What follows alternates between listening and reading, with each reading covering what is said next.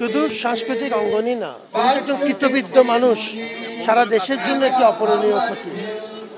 গবেষক, সমাজকর্মী, দেশের যে কোনো বিবেচনায় অগ্রগণ্য একজন সঙ্গীতজ্ঞ।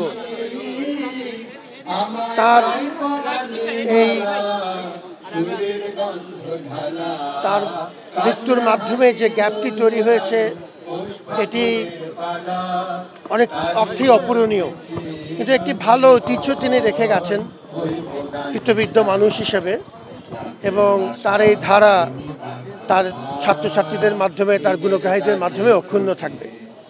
আমরা তার বিদেহী আত্মার মাগফিরাত কামনা করি।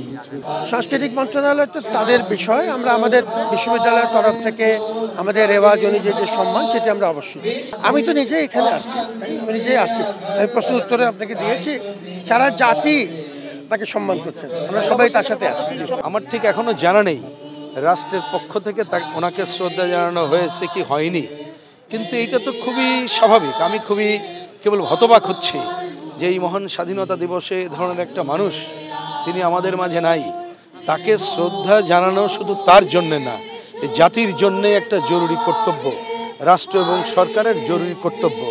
যদি তারা না করে থাকেন এবং শেষ মুহূর্তে যদি না করে থাকেন, এটি বাংলাদেশের ইতিহাসে একটা বড় ব্যর্থ চিহ্ন হিসাবে থাকবে।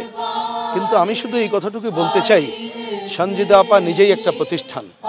আমাদের এই দেশ তার যতটুকু অর্জন, গণতন্ত্রের যতটুকু অর্জন, অসাম্প্রদায়িকতার যতটুকু অর্জন, আমাদের একটা প্রগতিশীল সংস্কৃতি আন্দোলনের যতটুকু অর্জন, এবং সব মিলে একজন মানুষ এবং যৌথভাবে মানবিকতার সৃষ্টির যে অর্জন, সেই অর্জনের অন্যতম মানুষ ছিলেন সঞ্জিদা আপা।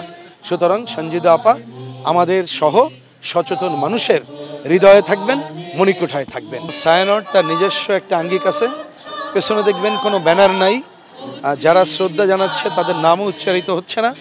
এইখানে যার যার মতো শ্রদ্ধা জানানো হচ্ছে এবং তাকে স্মরণ করে, তিনি সঙ্গীতের মানুষ, সঙ্গীতের মধ্য দিয়ে তাকে স্মরণ করা হচ্ছে।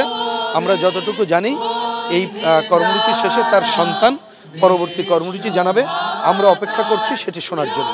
পয়লা বৈশাখে হয়তো আমরা সঞ্জিদা আপাকে মিস করব শারীরিকভাবে, কিন্তু সবার হৃদয়ে থাকবেন। কারণ এই রমনার বটমূলে যে অনুষ্ঠানটা হবে, ওইটা উনি না থাকলেও উনি কিন্তু সবসময় আমাদের মাঝে থাকবেন।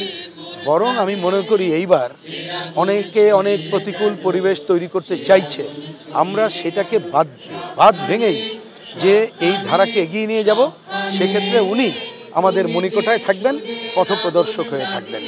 এই কাজটা করার মধ্য দিয়ে আমরা উনি যে গণতন্ত্র, অসাম্প্রদায়িকতা, একটা প্রগতিশীল সাংস্কৃতিক চর্চা, যার মধ্য দিয়ে মানবিকতার বিকাশ সাধনের যে কাজটা করেছেন, আমরা সেই কাজটুকি করব। এবার আরও বেশি অঙ্গীকারাবদ্ধ হয়ে ওই কাজটুকি আমরা করব বলেই আমি প্রত্যাশা করছি। খবরের কাগজ, নিখাদ, নির্ভীক, নিরপেক্ষ।